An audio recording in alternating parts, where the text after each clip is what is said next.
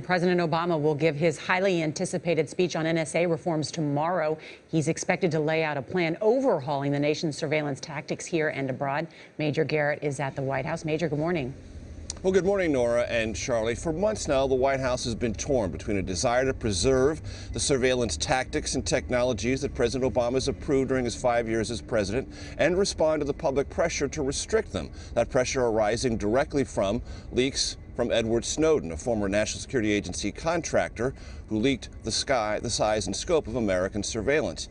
On Wednesday, the president received a memo from Lisa Monaco, his top counterterrorism advisor. That memo contained all of his national security team's recommendations on how to deal with surveillance.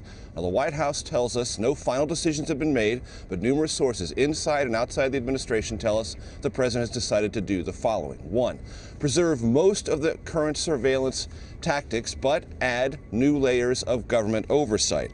Also, retain National Security Agency warehousing of all phone and internet tracking data that it keeps in surveillance investigations, require higher-level administration approval of surveillance of any foreign head of state, and add a privacy advocate to the secret court that approves surveillance of foreign terror suspects.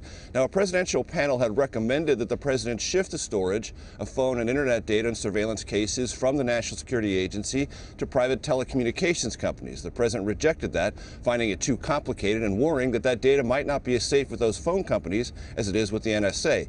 Congress will look at this. If it comes up with a different plan, administration officials tell us the president will take a long look at it. Charlie and Nora? So on that, Major, was there any specific intelligence that the president received that influenced this decision? We have to look at this two ways. When the president was about to be inaugurated, his first time in 2009, there was a threat detected for that entire inauguration. That shocked the president into thinking, wow, this is really a big deal. Surveillance is something I've got to take a long look at. 2009, the underwear bomber, that failed, but there was no detection of that coming plot. The president intensified surveillance then.